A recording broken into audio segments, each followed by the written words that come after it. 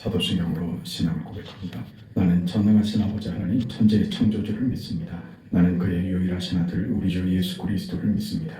그는 성령으로 잉태되어 동정녀 마리아에게서 나시고 본디오 빌라도에게 고난을 받아 십자가에 못 박혀 죽으시고 장사된 지 사흘 만에 죽은 자 가운데서 다시 살아나셨으며 하늘에 오르시어 전능하신 아버지 하나님 우편에 앉아 계시다가 거기로부터 살아있는 자와 죽은 자를 심판하러 오십니다. 나는 성령을 믿으며 거룩한 공교회와 성도의 교제와 죄를 용서받는 것과 몸의 부활과 영생을 믿습니다. 아멘. 278장 찬송합니다.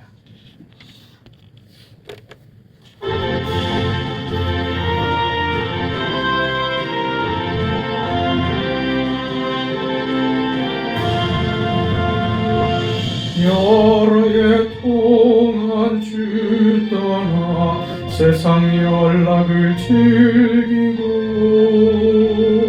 저 흉악한 죄에 빠져서 그 은혜를 잊었네.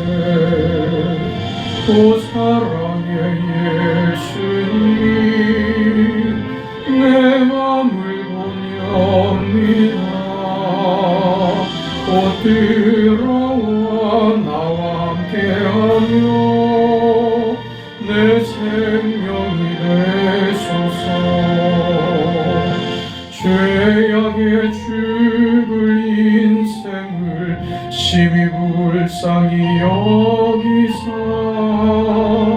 저 하늘의 영광 버리고 이 세상에 오셨네. 오 사랑의 예수님 내 맘을 보렵니다. 곧 들어와 나와 함께하며 내 생명이 되소서. 공포를 입은 구주는 가시면류관 쓰시고 저 십자가 높이 달리사 그 아픔을 참았네.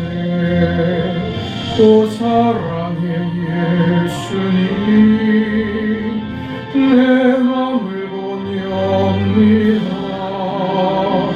곧 들어와 나와 함께하며 내 생명이 되소서. 미련한 우리 인생은 주의 공로를 모르고 그 쓸쓸한 사막 가운데 늘 헤매고 다녔네. 오 사랑의 예수님 내 맘을 보렵니다.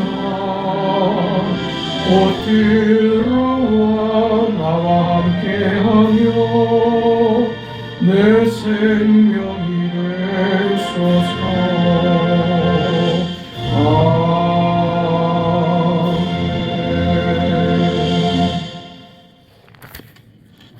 하나님의 말씀 에베소서 2장 8절부터 10절까지 보겠습니다. 8절에서 10절까지 하나님의 말씀을 함께 읽습니다. 너희는 그 은혜에 의하여 믿음으로 말미암아 구원을 받았으니 이것은 너희에게서 난 것이 아니요 하나님의 선물이라. 행위에서 난 것이 아니니 이는 누구든지 자랑하지 못하게 함이라. 우리는 그가 만드신 바라 그리스도 예수 안에서 선한 일을 위하여 지으심을 받은 자니 이 일은 하나님이 전에 예비하사 우리로 그 가운데서 행하게 하려 하심이니라. 아멘.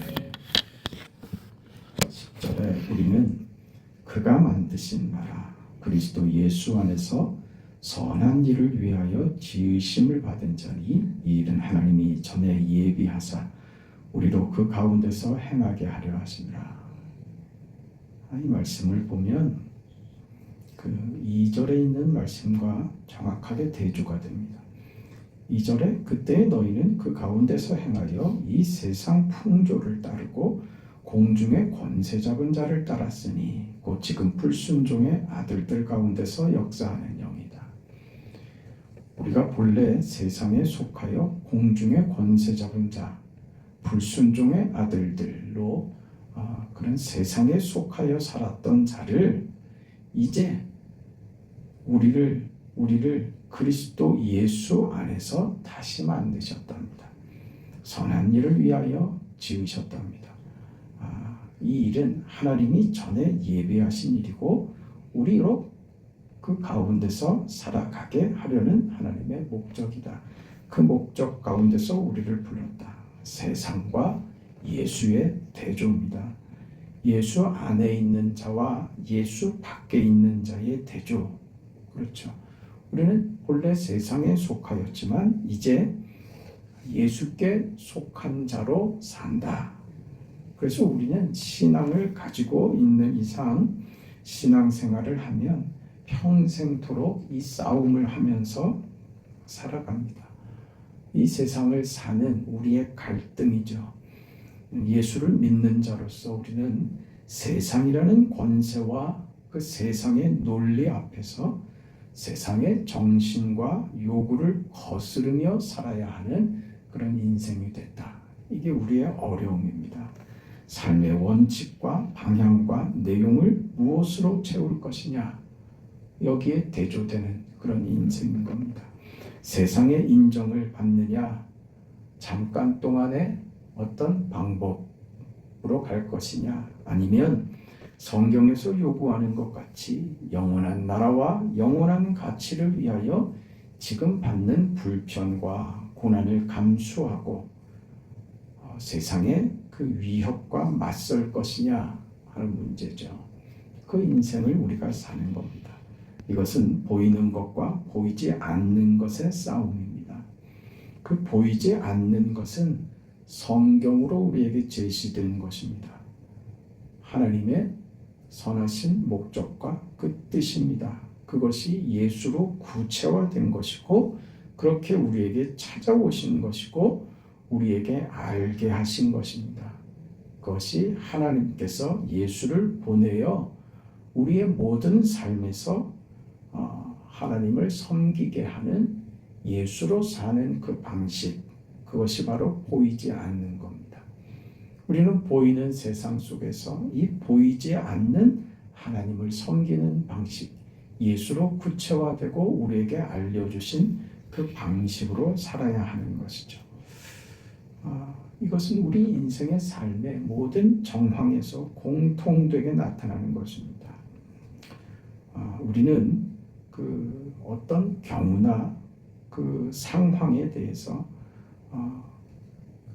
공통되게 나타나는 이 방식이기 때문에 어떤 상황과 어떤 정황 속에 우리 현실이 놓여 있다 할지라도 불평하거나 핑계댈 수 없습니다. 왜냐하면 좋은 경우든 나쁜 경우든 하나님은 다 담아내시기 때문에 그렇습니다. 우리가 어떤 경우를 당하든 그 환경과 조건이 문제가 아니라 어떤 경우 속에서도 하나님은 영광을 받으시며 우리를 복되게 하시며 우리의 삶의 뜻을 이루어내시는 하나님이시기 때문에 그렇습니다. 잘 될 때도 하나님 앞에 뜻을 이루는 감사가 있어야 할 것이며 우리가 원치 않는 상황이 될지라도 그 속에서 하나님이 만드실 선하신 뜻을 기대하고 그렇게 살아낼 수 있어야 하는 것입니다. 우리가 그 믿음으로 산다고 할 때 우리에게 어떤 온유가 요구된다 그러면 그 온유함을 가지게 됐다. 이거는 그 온유함이라고 하는 것은 승자에게만 요구되는 것이 아닙니다. 이겼을 때만 가지는 것이 아니라 틀렸을 때도 아무도 없을 때도 졌을 때도 하는 게 이 온유라는 거예요. 그렇죠. 우리는 무엇을 가지게 되면 원하는 것을 누리게 되면 그때 여유를 부리고 승자의 그 아량을 베푸는 건 그건 누구나 하는 겁니다. 그런데 성경은 그걸 졌을 때도 하랍니다. 아무도 없을 때도 그렇게 하랍니다. 이게 우리는 어렵죠. 사랑도 마찬가지입니다. 만족하고 무슨 보상을 받을 때만 하는 것이 아닙니다.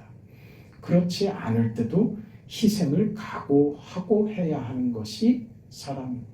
이런 것들이 세상과 우리를 나누는 것입니다. 세상에서 할 수 있는 것은 그건 의미 없습니다. 세상에서 할 수 없는 것, 세상에서 말하지 않는 것을 하는 것이 우리를 구별시키는 것입니다.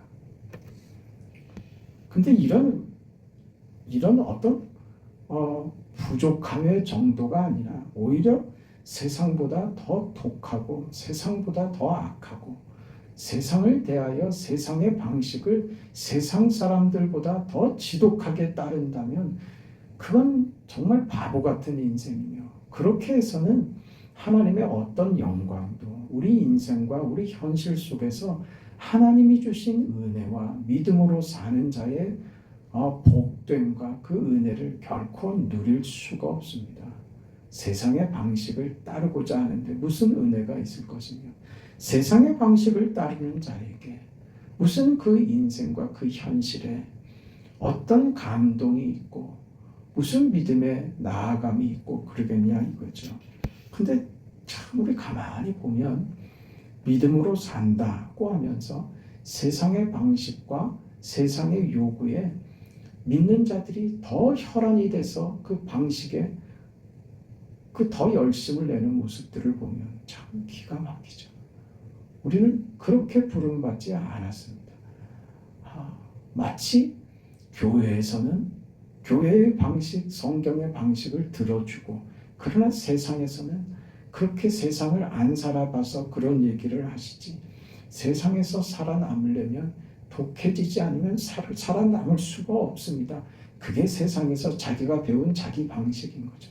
그걸 고집하고 그걸 양보하려고 들지를 않아요. 그래서는 아무것도 이룰 것이 없습니다. 그게 우리가 세상을 사는 방식이고 세상 속에서 우리의 정체성을 지키는 것이며 그렇게 해야만 그 속에 하나님께서 우리를 그리스도 예수 안에서 목적하신 그 선한 일, 우리를 지으신 하나님의 그 선하신 목적, 하나님이 우리를 예비하신 대로 우리를 그렇게 살아내도록 예수 안에서 살도록 우리를 목적하고 구원하신 하나님의 뜻 가운데 우리가 있는데 하나님의 뜻을 이루려고 하는 그런 마음의 어떤 결심도 없고 세상의 방식이 옳다고 고집한다면 우리는 믿음이 주는 어떤 결과도 우리는 얻어낼 수 없는 겁니다. 이 세상을 참으로 바보같이 사는 거죠. 참으로 바보같이 사는 거죠. 세상이 무엇을 줄 수 있다고 생각한다면 그것은 정말 바보입니다. 세상의 것으로 산다고 생각한다면 그건 정말 바보 같은 인생을 사는 것입니다. 여러분 생각해 보세요. 예수님이 이 땅에 오셔서 인간의 몸을 입으시고 이 땅을 사십니다. 예수님의 삶을 어떤 사람도 이해하지 못했습니다. 아무도 예수님의 삶을 이해하지 못했습니다.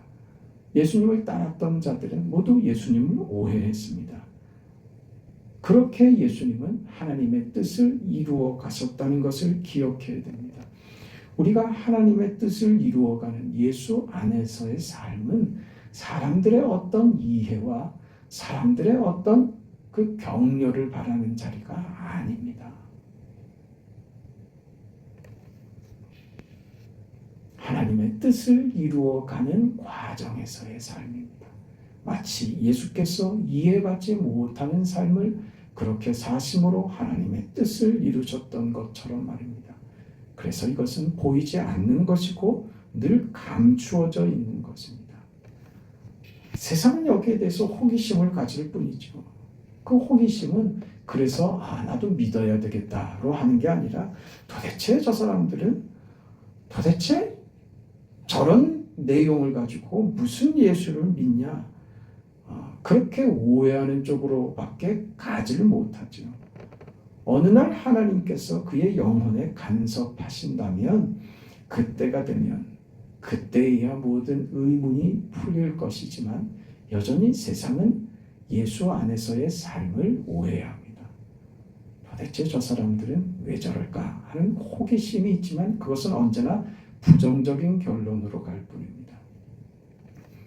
우리가 이렇게 그 세상의 오해 속에 있다. 그게 우리가 믿는 우리 믿음의 방식이다. 이럴 때 자기가 사는 세상의 도전과 현실 속에서 세상이 약속하지만 주지 못하는 거짓된 것에 환멸한 인생들이 이제 저건 아니다 라고 하는 것을 하나님이 알게 하신 것이죠. 그래서 우리가 믿음을 가진 겁니다. 우리가 믿음을 가졌다는 것은 이런 것입니다. 세상이 나를 속이는구나. 세상으로 내가 취할 것이 없구나. 세상의 것으로 내가 만족하고 세상이 나를 구원하지 못하는구나 하는 것을 하나님이 주신 믿음이 우리로 하여금 알게 하죠. 그래서 이제 하나님의 빛을 비추는 그 은혜 속에서 인간의 가치와 운명을 세상의 것과 비교할 수 없는 명예와 그 영광에다가 우리 인생을 거는 것입니다. 그게 믿음으로 사는 것이죠. 사랑을 하면 모든 것이 해결되는 방법으로 쓰는 것이 아닙니다. 믿음이라는 이름으로 자기를 증명하는 것이 아닙니다. 누구를 강요하는 것이 아니라 스스로가 납득해야 되는 것이죠. 이게 믿음입니다. 내 스스로가 항복되는 것이죠. 이게 안 되면 여전히 세상을 따른다니까요. 믿음으로 내가 하나님의 뜻, 예수 안에서 우리에게 허락하신 하나님의 그 선하신 뜻과 그 선한 하나님의 영광의 뜻을 위해 살아가도록 그렇게 부여받은 우리 인생을 그렇게 이해하고 납득하지 못한다면 우리는 믿음으로 살아내는 보이지 않는 것을 위해서 예수 안에서의 삶, 예수께서 보이신 성육신의 삶을 우리 삶에 적용하지 않게 된다 이 말입니다. 납득해야 됩니다. 스스로가 하나님 앞에서 항복해야 됩니다. 맞습니다.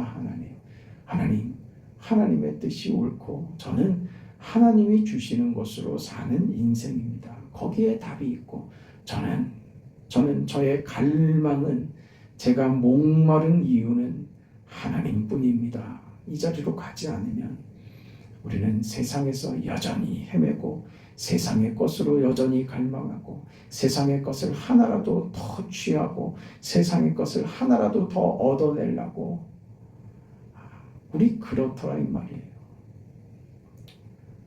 그 어디 축제하는 데를 가보면 장사하는 사람이 요 한마디만 듣고 가면 이것도 주고 저것도 주고 선물을 그 한 바구니 주겠다. 사람들이 몰려듭니다. 그 말하는 내용에는 관심이 없고 빨리 이 얘기 끝나면 준다고 한 거 받아갖고 가야지. 그래 그 받은 것이 쓸만하더냐 이거죠. 여러분 세상에 공짜가 어디 있습니까? 왜 이렇게 세상에 기웃기웃거리면서 세상에서 뭘 좀 얻어내려고 왜 세상에서 거지처럼 구냐 이거죠. 세상에 뭐 이렇게 아쉬운 게 많아서 세상의 것으로 채우려고 그거 없으면 나 죽는다고 아우성을 치고 몸부림을 하고 그렇습니다. 우리가 돈 몇 푼 없어져 봐요. 그것 때문에 난리가 납니다. 네? 내가 하나님 앞에서 내 영혼이 손상되는 것에 대해서는 별 관심도 없고 별 대단하게 생각하지도 않아요. 예배 한번 안 드리는 거 별로 대단한 일도 아니라고 생각합니다. 그런데 내 현실적인 무엇이 하나 손상되거나 잃어버리거나 상처를 받거나 하면 성질을 있는 대로 내고 화를 내고 분노를 토해내고 그걸 감당을 못하겠는 그 감정에 빠지고 말고 말이죠. 우리는 그런 인생을 사는 자들이 아닙니다. 그 세상에는 답이 없다는 것을 알아야 합니다. 그게 오늘 성경이 우리에게 하고 싶은 이야기예요. 아무래도 좋다는 말이 아닙니다. 세상은 답이 없습니다. 줄 수 있는 게 없는 거예요. 그런데 거기다가 뭘 달라고 하나님으로 사는 인생이 왜 세상 앞에서, 거짓된 세상 앞에서 구걸하는 자가 되어야 하느냐 그 말입니다. 우리는 다른 인생입니다. 다른 인생이라고 하는 것은 어떤 이해냐 하면 부모가 된다는 것과 똑같습니다. 부모가 된다는 것은요, 자식을 낳아서 그 한 아이가 이 세상에 태어날 때 세상의 어떤 그 정부가 그 아이를 보호하고 기본적인 어떤 그 권리와 그를 보호하는 어떤 기초적인 것을 제공하는 것과 부모가 되는 것은 다릅니다. 부모가 되는 것은 숫자 하나가 늘어나는 것하고는 다릅니다. 부모가 된다는 것은 어떤 어려움과 수고를 감내하고라도 그것보다 훨씬 큰 만족과 어떤 세상이 줄 수 없는 어떤 것 말입니다. 부모가 되는 건 그런 겁니다. 육신의 정과 혈육의 정을 가지는 것이죠. 어떤 제도나 힘과도 비교할 수 없는 것입니다. 그래서 부모가 된다는 것은 책임이지만 책임으로만 설명할 수 없습니다. 그러면 누가 애를 낳아 기르겠습니까? 요즘은 그걸 책임으로만 이야기를 하고 이해를 하니까 안 낳으려고 그러죠. 책임지기 싫으니까 말입니다. 그러나 자녀는 부모에게 있어서 책임을 뛰어넘는, 책임으로만 지워지지 않는 그것보다 훨씬 큰 어떤 명예입니다. 그게 부모가 되는 것입니다. 자식은 부모의 명예입니다. 자랑입니다. 그게 부담으로 느껴진다면 그거는 뭘 모르는 것이죠. 부모된 명예와 그 자랑과 그 기쁨을, 그 만족을 혈육이 생겼다는, 내 자식이 생겼다는 그것은 다른 겁니다. 이것을 납득하지 못한다면 자식을 낳아 기를 수 없습니다. 마찬가지로 우리가 하나님의 자녀, 하나님의 백성, 우리가 믿음으로 산다는 것은 바로 이런 얘기입니다. 우리는 명예로운 사람이 됐다는 말이에요. 무슨 책임이나 부담으로, 고난으로 설명할 수 없는 그것보다 훨씬 더 큰 명예로운 인생이 됐다는 거예요. 하나님이 붙드는 인생이 됐다. 예수 안에서 사는 인생이 됐다는 겁니다. 그것은 어떤 불편한 것을 어떤 보상받는 차원보다 상상할 수 없이 큰 것입니다. 세상적인 것은 있어도 그만이고 없어도 그만이지만 하나님께 속하는 이 문제는 죽고 사는 문제입니다. 우리에게 있어서 운명과도 같은 문제입니다. 그 자리에 우리가 서야 됩니다. 이게 납득이 안 되면 내 인생, 내가 믿음으로 산다고 하는 것이 이것이구나, 하나님으로 사는 것이 내 인생의 유일한 이유가 되고 유일한 만족이 되고 영광이 되고 오늘을 살 수 있도록 하시는 하나님의 은혜 속의 삶이 바로 내 인생이 됐구나, 이것이 납득이 되지 않으면, 이 하나님 아버지 앞에 내가 항복하지 않으면, 그러면 그 다음이 없는 거란 말입니다. 그 다음이 뭐예요? 예수로 사는 삶이요. 그게 뭐라고요? 우리가 무엇이 됐다고요? 교회가 됐다고요. 하나님의 영광의 찬송이 돼요. 하나님이 우주 만물을 창조하신 그 목적과 그 선하신 뜻이 우리에게 예수로 통하여 구체화되고 성령의 임재하심으로 우리 안에 구체화시킨 하나님의 목적을 담은 인생, 그 교회된 말입니다.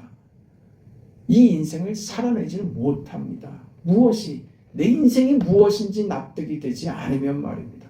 내가 하나님의 사람이며 예수 안에서의 사는 삶이다라는 것이, 그런 내 인생의 목적이 이해가 되지 않으면, 납득되지 않으면 그러면 살 수가 없습니다. 우리는 그렇지 않으면, 그러면 세상의 것으로 만족하며 사느냐? 아니요. 그건 비참한 인생입니다. 비참한 삶을 사는 것입니다. 무엇을 원하고 있는가? 우리 인생의 스스로에 대해서 무엇을 소원하고 있는가? 우리는 세상의 것으로는 답이 되지 않도록 하나님 앞에 부름받은 자예요. 우리는 무슨 선택의 여지가 있는 것이 아니라 우리는 하나님밖에 없는, 하나님밖에 선택할 수 없는 그 인생이 됐단 말입니다. 이걸 납득하시라는 말입니다.